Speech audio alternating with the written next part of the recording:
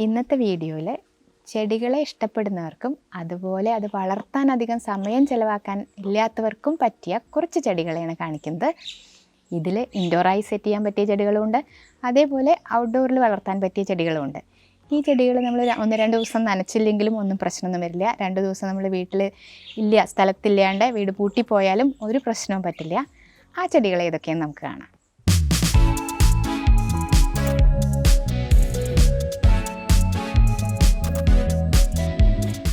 ആദ്യത്തെ പ്ലാന്റാണ് snake plant. നമ്മൾ എങ്ങനെ അവഗണിച്ചാലും നന്നായി ക്ഷമിക്കുന്ന ഒരു പ്ലാന്റാണിത്. ഇതിനാകെ നമ്മൾ ശ്രദ്ധിക്കേണ്ട കാര്യം എന്താ അറിയോ? വെള്ളം അധികം ഒഴിക്കരുതെന്ന്. അപ്പോൾ ചെടി നനയ്ക്കാൻ കുറച്ച് മടിയുള്ള കൂട്ടർക്കൊക്കെ പറ്റിയ പ്ലാന്റാണിത്. ഇത് പല ടൈപ്പിൽ നമുക്ക് കിട്ടും. നല്ല ബ്രോഡായിട്ടുള്ള ലീഫുള്ളത്, വക്കത്ത് കൂടെ ഇങ്ങനെ യെല്ലോ മാർജിൻ ഉള്ളത്, ഉരുണ്ട ലീഫുള്ളത്, അത് നമുക്ക് പല വിധത്തിലും സെറ്റ് ചെയ്യാം. ഇത് ഇൻഡോറായിട്ടും ഔട്ട്ഡോറായിട്ടും നമുക്ക് വളർത്താൻ പറ്റും. ഇൻഡോറായി സെറ്റ് ചെയ്യുമ്പോൾ നമ്മളെപ്പോഴും ചെറിയ പോട്ടിൽ ഇതാ നോക്കൂ, ഇതേപോലെ സെറ്റ് ചെയ്തിട്ടുണ്ടെങ്കിൽ അതങ്ങനെ ഒരു ഭാഗത്ത് നമ്മൾ ഡിസ്പ്ലേ ചെയ്തിട്ടുണ്ടെങ്കിൽ നല്ല ഭംഗിയായിരിക്കും. നേരെ മറിച്ച് നിങ്ങൾക്ക് നല്ല വലിയ പോട്ടിലൊരു വലിയ സൈസിൽ വേണമെന്നുണ്ടെങ്കിൽ അങ്ങനെ അതിനെ വളർത്താൻ പറ്റും. ഈ കോർണറിൽ സെറ്റ് ചെയ്തത് കണ്ടോ, ഇത് നല്ല സൈസിൽ, ഇതൊരു 2-3 വർഷത്തെ ഗ്രോത്തുള്ള പ്ലാന്റാണ്. ഇതാദ്യം സിറ്റ് ഔട്ടിൽ ഇരുന്നുകൊണ്ട് അതിന് ലൈറ്റ് കിട്ടുന്നതിനനുസരിച്ച് കൂടുതൽ വളർച്ച വരും. ഇൻഡോറായി സെറ്റ് ചെയ്ത് കഴിഞ്ഞാൽ അത്ര തന്നെ സ്പീഡിൽ വളരില്ല, പക്ഷേ അത് ഭംഗിയായിട്ട് ഇരുന്നോളും. ഇപ്പോൾ ഈ കോർണറിൽ സ്റ്റാൻഡിൽ അറേഞ്ച് ചെയ്ത സ്നേക്ക് പ്ലാന്റ്സ് ഉണ്ടല്ലോ, ഇതിൽ നോക്കൂ, ഈ ഉരുണ്ടതെല്ലാം ഇങ്ങനെയൊന്നും ആയിരുന്നില്ല ഇതിൻ്റെ ഷേപ്പ്. ഇതൊക്കെ നമ്മളിതിങ്ങനെ സെറ്റ് ചെയ്തതാണ്. ഇതിങ്ങനെ സെറ്റ് ചെയ്തൊരു വീഡിയോ നേരത്തെ അപ്ലോഡ് ചെയ്തിട്ടുണ്ട്. താല്പര്യമുള്ളവർക്ക് അത് കാണാം. ലിങ്ക് ഡിസ്ക്രിപ്ഷനിൽ കൊടുക്കാം. ഈ സ്നേക്ക് പ്ലാന്റിൽ നോക്കൂ, ഇതിൽ പൂവ് വന്നിട്ടുണ്ട്. നിങ്ങൾ എത്ര പേര് കണ്ടിട്ടുണ്ട് ഇതിൻ്റെ പൂവ്? അതൊന്ന് കമൻറ്റ് ചെയ്യണേ. സ്നേക്ക് പ്ലാന്റിൻ്റെ വെറൈറ്റീസിൻ്റെയും വീഡിയോ ചെയ്തിട്ടുണ്ട്, അതിൻ്റെ ലിങ്കും ഡിസ്ക്രിപ്ഷനിൽ കൊടുക്കാം. അടുത്ത പ്ലാന്റാണ് ഗോൾഡൻ പോത്തോസ്. നമുക്കൊക്കെ അറിയാം ഈ പോത്തോസ് പലതരത്തിലുണ്ട്, പക്ഷേ അതിലത്തെ ഏറ്റവും ഹാർഡിയായിട്ട്, അതായത് ഹാർഡ് ടു കിൽ എന്ന് തന്നെ പറയാൻ പറ്റിയ ഒരു പ്ലാന്റാണ് ഗോൾഡൻ പോത്തോസ്. ഈ ഗോൾഡൻ പോത്തോസിനെ നമ്മൾ ഇൻറ്റീരിയറായിട്ട് സെറ്റ് ചെയ്യണമെന്നുണ്ടെങ്കിൽ നമുക്കത്ര ഫ്രീക്വൻ്റ് ആയിട്ട് നനയ്ക്കണ്ട. നേരെ മറിച്ച് നല്ല കാറ്റും അതേപോലെ ഇൻഡയറക്റ്റായിട്ട് ലൈറ്റൊക്കെ തട്ടുന്ന ഭാഗത്താണെങ്കിൽ, അതേപോലെ ചെടിയുടെ സൈസ് നല്ല കൂടുതലാണെന്നുണ്ടെങ്കിൽ ഒന്നും കൂടെ ഫ്രീക്വൻ്റ് ആയിട്ട് നനയ്ക്കേണ്ടി വരും. പക്ഷേ അത് നമ്മൾ കുറച്ചൊന്ന് അവഗണിച്ചാലും അത്ര പെട്ടെന്ന് അത് നാശമായി പോവില്ല. അത് പിന്നെ നനച്ച് തുടങ്ങിയിട്ടുണ്ടെങ്കിൽ അത് ഭംഗിയായിട്ട് വരും. ഇതിന് നമുക്ക് പല വിധത്തിലും സെറ്റ് ചെയ്യാൻ പറ്റും. ഇൻറ്റീരിയറായി സെറ്റ് ചെയ്യുന്നത് നോക്കൂ, നമുക്ക് ചുമരിലേക്ക് പടർത്തി വിടാം, അതേപോലെ ബുഷിയാക്കിയിട്ട് വെക്കാം. ലൈറ്റ് കുറഞ്ഞൊരു കോർണറിലാണ് നമ്മൾ സെറ്റ് ചെയ്തിട്ടുണ്ടെന്നുണ്ടെങ്കിൽ അതിൻ്റെ സൈസ് അത്രയും കുറഞ്ഞിട്ടായിരിക്കുക. അപ്പോൾ ഇത് കണ്ടോ, ഈ TV സ്റ്റാൻഡിൽ വെച്ചത് അത് 2 വർഷത്തിലധികമായി. അതിൻ്റെ സൈസ് കണ്ടോ, അങ്ങനെ തന്നെയാണ്. കാരണം മറ്റേ ഭാഗത്തൊന്നും കിട്ടണം അത്ര ലൈറ്റ് അവിടെ കിട്ടാത്തതുകൊണ്ടാണ് അത് ചെറുതായിട്ടിരിക്കുന്നത്. പിന്നെ അതിൻ്റെ പോട്ട് സൈസും ചെറുതാണ്. അപ്പം മണ്ണിൻ്റെ ക്വാണ്ടിറ്റി കൂടുന്നതിനനുസരിച്ചും അതേപോലെ അതിന് ന്യൂട്രിയൻസും ഇതൊക്കെ കൂടുതൽ കിട്ടുമല്ലോ. മണ്ണ് കൂടുതലുണ്ടാകും, അപ്പോൾ ചട്ടിയുടെ സൈസിനൊക്കെ അനുസരിച്ച് പ്ലാന്റിൻ്റെ സൈസ് കൂടും. അപ്പോൾ അത് നമ്മളുടെ ഇഷ്ടത്തിനനുസരിച്ച് നമുക്ക് ഡിസൈഡ് ചെയ്യാം എങ്ങനെയാണ് അതിനെ സെറ്റ് ചെയ്യേണ്ടതെന്ന്. നന്നായി ക്ഷമിക്കുന്ന എല്ലാവരോടും ക്ഷമിക്കുന്ന, അതായത് കുറച്ച് മടിയുള്ളവരോടും ക്ഷമിക്കുന്ന പ്ലാന്റാണ് ഈ മണി പ്ലാന്റും. അടുത്ത പ്ലാന്റാണ് ഫൈക്കസ് ബെഞ്ചാമിന, അല്ലെങ്കിൽ വീപ്പിംഗ് ഫിഗ് എന്ന് പറഞ്ഞിട്ടുള്ള പ്ലാന്റ്. ഇതിൻ്റെ ലീഫൊക്കെ നോക്കൂ, ഇങ്ങനെ താഴ്ന്ന് കിടക്കും. ഇത് നല്ല കുറച്ച് വലിയൊരു പ്ലാന്റ് ആവും. ഇതിനെ നമുക്ക് ഇൻഡോറായിട്ടും സെറ്റ് ചെയ്യാം, അതേപോലെ വല്ലാതെ വെയിൽ കൊള്ളാത്ത ഒരു ഔട്ട്ഡോറായിട്ട് അങ്ങനത്തെ ഒരു സ്ഥലത്തും സെറ്റ് ചെയ്യാം. ഔട്ട്ഡോറായിട്ടാണ് നമ്മൾ സെറ്റ് ചെയ്യണമെന്നുണ്ടെങ്കിൽ അതൊന്നും കൂടെ നന്നായിട്ട് വളരും. ഇൻഡോറായിട്ട് വെക്കുമ്പോൾ പ്ലാന്റ്സിനൊക്കെ ഗ്രോത്തിന് ഒരു ഔട്ട്ഡോറായിട്ട് വളരണ അത്ര സ്പീഡായിട്ട് വളരില്ല, എന്നാലും അത് ഭംഗിയായിട്ടിരിക്കും. ഇതും നന്നായി ക്ഷമിക്കുന്ന ഒരു പ്ലാന്റ് തന്നെയാണ്. എന്നും വെള്ളമൊഴിക്കാൻ കുറച്ച് മടിയുള്ള കൂട്ടർക്കൊക്കെ പറ്റിയ പ്ലാന്റാണ് ഇതൊക്കെ. ഈ പ്ലാന്റ് ഉണ്ടല്ലോ, ഇപ്പോൾ ഇതിന് കറക്റ്റ് ഒരു ഷേപ്പൊന്നും വന്നിട്ടില്ല, അതിനെ ഞാനൊന്നും ചെയ്തിട്ടില്ല. കാരണം ഇതിന് നമുക്ക് ഏത് ഷേപ്പാണ് വേണ്ടതെന്നുണ്ടെങ്കിൽ ആ ഷേപ്പിലേക്ക് ഇതിനെ മാറ്റാം. അടിയിലിങ്ങനെ ഒന്നും ഇല്ലാതെ ഒരു തണ്ട് മാത്രമായിട്ട് മുകളിലേക്ക് ഇങ്ങനെ റൗണ്ടാക്കിയിട്ടോ എങ്ങനെ വേണമെങ്കിലും നമുക്കതിനെ വളർത്താൻ പറ്റും. അപ്പോൾ അത് കുറച്ച് വലുതാവട്ടെ എന്ന് വിചാരിച്ചിട്ടാണ്. അപ്പോൾ നമുക്കതിനെ ട്രെയിൻ ചെയ്ത് ആ രൂപത്തിലേക്ക് ആക്കാൻ പറ്റും, നല്ല ഭംഗിയുള്ള ഷേപ്പിലേക്ക് ആക്കാം. അതാണ് ഈ പ്ലാന്റിൻ്റെ പ്രത്യേകത.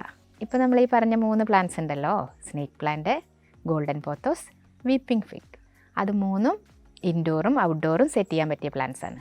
പക്ഷേ എപ്പോഴും നമ്മളൊരു കാര്യം ശ്രദ്ധിക്കണം, നമ്മളിതിന് വെള്ളം റെഗുലറായി കൊടുത്ത് ശീലിപ്പിക്കുകയാണെന്നുണ്ടെങ്കിൽ അതങ്ങനെ തന്നെ ഫോളോ ചെയ്യണം. അല്ല, നമ്മൾ ആഴ്ചയിലൊരിക്കലൊക്കെ നനയ്ക്കുന്നുള്ളൂ എന്നുണ്ടെങ്കിൽ നമുക്കതങ്ങനെ ഫോളോ ചെയ്യാം. റെഗുലറായി ഒന്നരാടമൊക്കെ നനച്ചിരുന്ന ചെടിയെ പെട്ടെന്ന് നിങ്ങൾ മാറ്റുമ്പോൾ അത് പ്രശ്നമാവും. അപ്പോൾ അതാണ് ശ്രദ്ധിക്കാനുള്ളത്. ഒന്നുമില്ലെങ്കിൽ ഉള്ളിൽ വെക്കുകയാണെന്നുണ്ടെങ്കിൽ ആഴ്ചയിൽ ഒരിക്കലും നനയ്ക്കുന്നുള്ളത്, അതേപോലെ റെഗുലറായി എല്ലാ സൺഡേയും നനയ്ക്കുക. അല്ലെങ്കിൽ ഒരു ഡേറ്റ് ഫിക്സ് ചെയ്ത് ഒരു ഡേ ഫിക്സ് ചെയ്ത് അന്ന് നനയ്ക്കുക. അപ്പോൾ ചെടിക്ക് പ്രശ്നങ്ങൾ വരില്ല. ഇനി അടുത്ത് പറയാൻ പോകുന്ന 4 പ്ലാന്റ്സ് ഔട്ട്ഡോറിൽ സെറ്റ് ചെയ്യാൻ പറ്റിയതാണ്. അത് അവിടെയാണ് കൂടുതൽ ഭംഗിയായിരിക്കുക ഔട്ട്ഡോറിൽ സെറ്റ് ചെയ്യുമ്പോൾ. അത് ചട്ടിയിലും വളർത്താം, അതേപോലെ നിലത്തും വളർത്താം. നിലത്താണ് നമ്മൾ വളർത്തണമെന്നുണ്ടെങ്കിൽ ഇത് നമ്മൾക്ക് ഡെയിലി നനയ്ക്കേണ്ട ആവശ്യം വരില്ല. വേനൽക്കാലത്ത് നനയ്ക്കാണ്ട് നിർത്തിയാൽ തന്നെ അത് മഴ പെയ്യുമ്പോൾ വീണ്ടും അത് തളിർത്ത് വരും. നേരെ മറിച്ച് ചട്ടിയിലാണ് നട്ടിട്ടുള്ളതെന്നുണ്ടെങ്കിൽ ഇടയ്ക്ക് നമ്മൾ നനയ്ക്കണം. അല്ലാണ്ട് സ്ഥിരമായിട്ട് ചട്ടിയിൽ വെച്ചിട്ട് നനയ്ക്കാണ്ടായിരുന്നുണ്ടെന്നുണ്ടെങ്കിൽ അത് നാശമായി പോകും. കാരണം പുറത്താവുമ്പോൾ കൂടുതൽ വെയിൽ കിട്ടുമല്ലോ. അതേതൊക്കെയാണ് പ്ലാന്റ്സ് നമുക്ക് കാണാം. ആദ്യത്തെ പ്ലാന്റാണ് പെൻറ്റാനസ്. ഇത് കണ്ടു നോക്കൂ, നല്ല ഭംഗിയില്ലേ അതിൻ്റെ ആ കളറ്. നല്ലൊരു സൈസുള്ളൊരു പ്ലാന്റാണ്. അപ്പോൾ നമ്മൾ ചട്ടിയിൽ വെക്കുകയാണെന്നുണ്ടെങ്കിൽ കുറേ ചട്ടിയിൽ നമ്മളിങ്ങനെ വെച്ചിട്ട് മതിലിൻ്റെ മുകളിൽ കൂടെയൊക്കെ സെറ്റ് ചെയ്യുക. അല്ലെങ്കിൽ ഒരു ഭാഗം, ഒരു ലൈൻ മൊത്തം അത് വെച്ചിട്ടുണ്ടെങ്കിൽ നല്ല ഭംഗിയാണ്. നേരെ മറിച്ച് നമ്മൾ നിലത്ത് ലാൻഡ്സ്കേപ്പിൻ്റെ ഇടയിൽ കൂടെയൊക്കെ നമുക്ക് ലോണൊക്കെ വെച്ചിട്ട് അതിൻ്റെ ഇടയിലൊക്കെ വെക്കാം. അതൊക്കെ നല്ല ഭംഗിയാണ് കാണാൻ. അങ്ങനെയൊക്കെ സെറ്റ് ചെയ്യുമ്പോൾ നമുക്കിതിനെ ഇന്നും നനയ്ക്കേണ്ട. നിലത്ത് നടുകയാണെന്നുണ്ടെങ്കിൽ. ചട്ടിയിലാണെങ്കിൽ കുറച്ചും കൂടെ ഫ്രീക്വൻ്റ് ആയിട്ട് നനയ്ക്കേണ്ടി വരും. അത് വല്ലാതെ വെയിൽ ഇല്ലാത്ത ഭാഗത്ത് ഉച്ചയ്ക്ക് ശേഷമുള്ള വെയിലാണ് ഈ ചെടികൾക്ക് അധികം പ്രശ്നം വരുന്നത്. അത് തട്ടാത്ത സ്ഥലത്താണ് നമ്മൾ സെറ്റ് ചെയ്യണമെന്നുണ്ടെങ്കിൽ ഇത് എന്നും നനച്ചിട്ടില്ലെങ്കിലും പ്രശ്നം വരില്ല. പലർക്കും ആഴ്ചയിൽ 2 ദിവസമൊക്കെ ട്രാവൽ ചെയ്യേണ്ട അങ്ങനത്തെ ബുദ്ധിമുട്ടുള്ളവരൊക്കെ ഉണ്ടാവും. അങ്ങനത്തെ പ്രശ്നമുള്ളവർക്കൊക്കെ പറ്റിയ ചെടികളാണിത്. ഇത് നന്നായി ഭംഗിയായിട്ടിരിക്കും. അതിൻ്റെ പ്രൊപ്പഗേഷൻ വളരെ ഈസിയാണ്. അതിൽ ചട്ടി നിറഞ്ഞ് വേഗം വേഗം പ്ലാന്റ്സ് മുളയ്ക്കും. അതിനൊക്കെ നമുക്ക് ഡിവൈഡ് ചെയ്ത് മാറ്റാം. 2 3 ചെടി വാങ്ങിയിട്ടുണ്ടെങ്കിൽ ഒരു 2 കൊല്ലം കൊണ്ട് കണ്ടോ ഇത് ഇത്രയും 2-3 ചെടിയിൽ നിന്ന് ഉണ്ടാക്കിയതാണ് ഞാൻ. ഇത്രയും പോട്ട് കണ്ടോ, 10-15 പോട്ടിലിപ്പോൾ ആയിട്ടുണ്ട്. ഇത് നേരെ മറിച്ച് നമ്മൾ ഗ്രൗണ്ടിൽ നടുകയാണെന്നുണ്ടെങ്കിൽ ഇതിനേക്കാൾ കൂടുതൽ നമുക്ക് തൈകൾ കിട്ടും ചെയ്യും. കൂടുതൽ സ്ഥലത്തേക്ക് നമുക്ക് വെക്കാനും കിട്ടും. അതാണ് ഈ പ്ലാന്റിൻ്റെ പ്രത്യേകത. ഇതിന് ഫ്രീക്വൻ്റായി ഫെർട്ടിലൈസ് ചെയ്യേണ്ട കാര്യമൊന്നുമില്ല. നനയ്ക്കുക മാത്രമേ ഞാൻ ചെയ്യാറുള്ളൂ, വേറെ ഒന്നും ചെയ്യാറില്ല. ചട്ടി നിറയുമ്പോൾ അതൊന്ന് സ്പ്ലിറ്റ് ചെയ്ത് മാറ്റി നടും. അങ്ങനെ ആ മണ്ണപ്പോൾ കുറച്ച് മാറ്റുമല്ലോ. അങ്ങനെ ഇതിന് കെയറും കൊടുക്കാറുള്ളൂ. എന്നാലും അത് നല്ല ഭംഗിയാണ് കാണാൻ. ഇത് പോട്ടിൽ നടുമ്പോൾ നല്ല പോട്ടിംഗ് മിക്സ് തന്നെ ഉപയോഗിക്കുക, അല്ലെങ്കിൽ ചെടിയുടെ ഭംഗി പോവും. എന്തായാലും ന്യൂട്രിയൻസ് വേണമല്ലോ. എല്ലാ ലിവിങ് തിങ്സിനും ന്യൂട്രിയൻസ് വേണം വളരാൻ. അപ്പോൾ ആ ന്യൂട്രിയൻസ് റെഗുലറായി കൊടുത്തിട്ടില്ലെങ്കിലും ഇത് പൂക്കളൊന്നും ഉണ്ടാവുന്ന ചെടിയല്ലാത്തതുകൊണ്ട് അത് ഭംഗിയായിട്ടിരുന്നോളും. അപ്പോൾ നല്ല പോട്ടിംഗ് മിക്സിൽ തന്നെ നടണം ചട്ടിയിൽ നടുമ്പോൾ. അതാണ് ശ്രദ്ധിക്കാനുള്ളത്. അടുത്ത പ്ലാന്റാണ് നമ്മുടെ റിയോ പ്ലാന്റ്. ഇത് നോക്കൂ, ചട്ടിയിൽ വെച്ചിട്ടുണ്ടെങ്കിൽ ആ ചട്ടി ഫുൾ ഫില്ലാവും. അല്ല ഗ്രൗണ്ടിൽ ഇങ്ങനെ ഒരു ലൈനായിട്ട് നമുക്ക് വെക്കാം. ഇപ്പോൾ നിങ്ങൾ ഈ കാണുന്നതുണ്ടല്ലോ, ഇതൊരു ചട്ടിയിലാണ് ഉണ്ടായിരുന്നത്. ചട്ടിയിൽ നിന്ന് ഞാൻ അങ്ങനെ കുട്ടി അത് നിലത്ത് വെച്ചതാണ്. അപ്പോൾ നിലത്ത് നല്ലൊരു ബോൾ പോലെ ഇരിക്കുന്നുണ്ട്. അങ്ങനെ വേറൊരു ഒരു ടയറിൻ്റെ ഉള്ളിൽ വെച്ചിരുന്നതാണ് ഞാനിപ്പോൾ ഇങ്ങനെ ഒരു ലൈനായിട്ട് ഇവിടെ ഫുൾ അതിൽ നിറഞ്ഞപ്പോൾ അത് ഇങ്ങനെ ലൈനായിട്ട് വെച്ചിരിക്കുന്നത്. അപ്പോൾ അവിടെ ആ ഒരു ഏരിയ മുഴുവൻ നിലത്ത് ഇനി അതിങ്ങനെ അവിടെ തിക്കായി വന്നാൽ നല്ലൊരു ബോർഡർ വെച്ച പോലെ ഇരിക്കും. നല്ല ഭംഗിയാണ്. അപ്പോൾ ലാൻഡ്സ്കേപ്പിൻ്റെ എഡ്ജ് കൊടുക്കാനും ഒക്കെ പറ്റിയ പ്ലാന്റാണ് ഈ പ്ലാന്റും, ഈ റിയോ പ്ലാന്റും. റിയോ പ്ലാന്റ് വേറൊരു വേരിഗേഷൻ ഉള്ളതുണ്ട്. അത് പക്ഷേ അത്ര വെയിലൊക്കെ കൊണ്ടാൽ അത്ര ഭംഗിയാവാറില്ല. എന്നാലും അത് നമുക്ക് കുറച്ചൊരു ഷെയ്ഡുള്ള സ്ഥലത്തൊക്കെ വെച്ചാൽ അതും നല്ല ഭംഗിയാണ് കാണാൻ. ഇതും അത്ര പെട്ടെന്ന് നാശമായി പോവില്ല. നമ്മളിപ്പോൾ 2 ദിവസം നനച്ചിട്ടൊന്നും ഇല്ലെങ്കിലും അതിൻ്റെ അടിയിലത്തെ ലീവ്സൊക്കെ ഒന്ന് ഇങ്ങനെ ഡ്രൈ ആയി പോകുന്നേ ഉള്ളൂ. പിന്നെ അത് വെള്ളം കിട്ടിയാൽ വീണ്ടും അത് അതേപോലെ നന്നായി വളർന്നു വരും. അത് കേടായി പോവാറില്ല. നനച്ച് കഴിഞ്ഞിട്ട് നമ്മൾ നനയ്ക്കാൻ വിട്ടുപോയാലും, അതായത് ചട്ടിയിൽ വെക്കണതിൻ്റെ കാര്യമല്ല കേട്ടോ ഞാൻ പറയുന്നത്. നിലത്ത് നടുകയാണെങ്കിൽ അത് നമ്മൾ കുറച്ച് ദിവസം നനച്ചില്ലെങ്കിലും വേനൽക്കാലങ്ങളിൽ വെള്ളം കുറവുള്ളവർക്കൊന്നും അത് നാശമായി പോവില്ല. മഴ കിട്ടിയാൽ വീണ്ടും അത് മുളച്ച് വരും. പക്ഷേ സ്ഥലം കൂടുതലില്ലാത്തവർക്ക് അത് ചട്ടിയിലല്ലേ വളർത്താൻ പറ്റുള്ളൂ.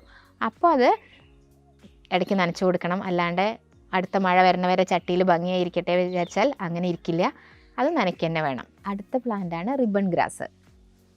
ഇതും എങ്ങനെ നട്ടാലും, അതായത് ഒന്നും ഫെർട്ടിലൈസ് ചെയ്യുക ഒന്നും ചെയ്തില്ലെങ്കിലും നാശമായി പോവാത്തൊരു ചെടിയാണ്. അത് പിടിച്ച് കിട്ടിയിട്ടുണ്ടെങ്കിൽ പിന്നെ അത് പോവുകയില്ല. പറിച്ച് നമ്മൾ വേറെ എവിടേക്കെങ്കിലും ഇട്ടാൽ അവിടെ അതുണ്ടാവും. അങ്ങനെയും ഹാർഡ് ടു കില്ലായിട്ടുള്ള പ്ലാന്റ് തന്നെയാണ് ഈ റിബൺ ഗ്രാസ്. ഇതിപ്പോൾ നോക്കൂ, ഈ ടയറിൻ്റെ ഉള്ളിൽ നിറഞ്ഞിട്ടുണ്ട്. ഇത് ചട്ടിയിൽ വെച്ചാലും ഇങ്ങനെ ഭംഗിയായിട്ടിരിക്കും. ഇതിനും അത്ര അധികം ഫെർട്ടിലൈസേഴ്സോ അങ്ങനത്തെ ഒന്നും ആവശ്യമില്ല. നട്ട് കഴിഞ്ഞാൽ ആ ചട്ടി നന്നായി ഫില്ലായാൽ നമുക്ക് വേണമെങ്കിൽ അതിനെ ഇങ്ങനെ വലിയൊരു ടയറിലേക്കോ ഒന്നിലേക്കെങ്കിലും വെച്ചിട്ടുണ്ടെങ്കിൽ അതിൻ്റെ ഉള്ളിലും അത് ഫില്ലാവും. ചട്ടിയിൽ വേര് നിറഞ്ഞു കഴിഞ്ഞാൽ പിന്നെ അതിന് ഗ്രോത്ത് കിട്ടണമെങ്കിൽ നമ്മളത് ചട്ടിയുടെ സൈസ് മാറ്റണമല്ലോ. അത്ര മാത്രമേ ഇതിന് ശ്രദ്ധിക്കാനുള്ളൂ, വേറൊന്നും ആവശ്യമില്ല. നല്ല ഭംഗിയായിട്ടിരുന്നോളും. ഇതും ഇങ്ങനെ എഡ്ജിങ്ങിനോ അതേപോലെ ഒരു ലൈനായിട്ട് കുറേ ചട്ടികളിലൊക്കെ വെച്ചാൽ നല്ല ഭംഗിയായിരിക്കും കാണാൻ. എപ്പോഴും നമ്മൾ ചെടികൾ വെക്കുമ്പോൾ ഒരേപോലത്തെ ചെടി കുറേ എണ്ണം ഒരു ലൈനായിട്ട് വെച്ച് കൊടുക്കുമ്പോൾ അതിന് പ്രത്യേക ഒരു ഭംഗിയാണ്.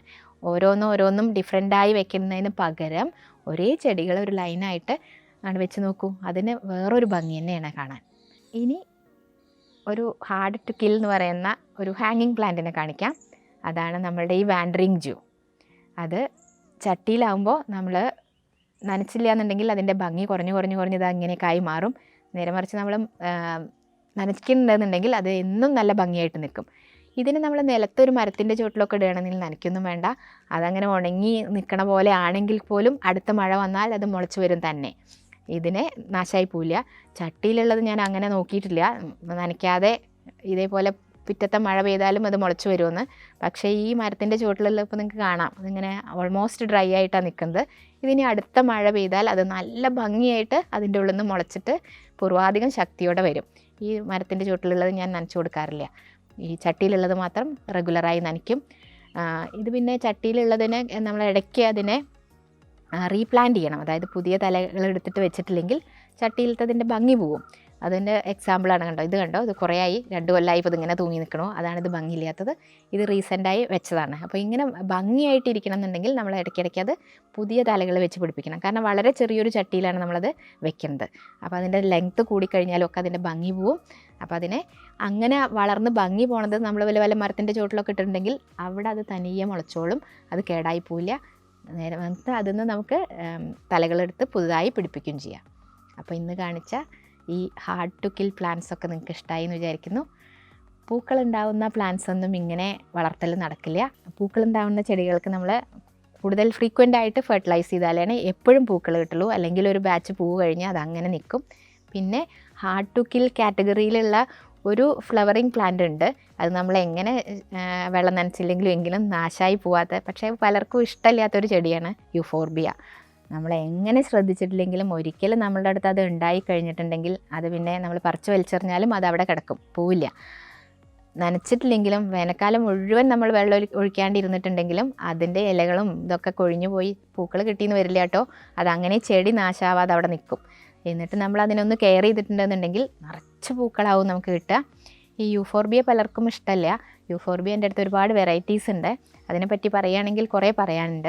നിങ്ങൾക്ക് അത് വെറൈറ്റീസ് കാണാൻ താല്പര്യമുണ്ടെങ്കിലും അതേപോലെ എന്തൊക്കെയാണ് ഇതിൻ്റെ കെയർ കൊടുക്കേണ്ടതെന്ന് അറിയാൻ താല്പര്യമുണ്ടെങ്കിൽ കമൻറ്റ് ചെയ്തോളൂ. അത് വേറൊരു വീഡിയോ ആയിട്ട് ചെയ്യാൻ മാത്രം തന്നെ ഉണ്ട്.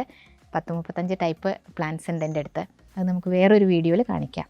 അപ്പോൾ ഇന്നത്തെ വീഡിയോയിൽ ഇത്രയേ ഉള്ളൂ. ഈ വീഡിയോ നിങ്ങൾക്ക് എല്ലാവർക്കും ഇഷ്ടമായി എന്ന് വിചാരിക്കുന്നു. മറ്റൊരു വീഡിയോയുമായി വീണ്ടും കാണാം. Thanks for watching.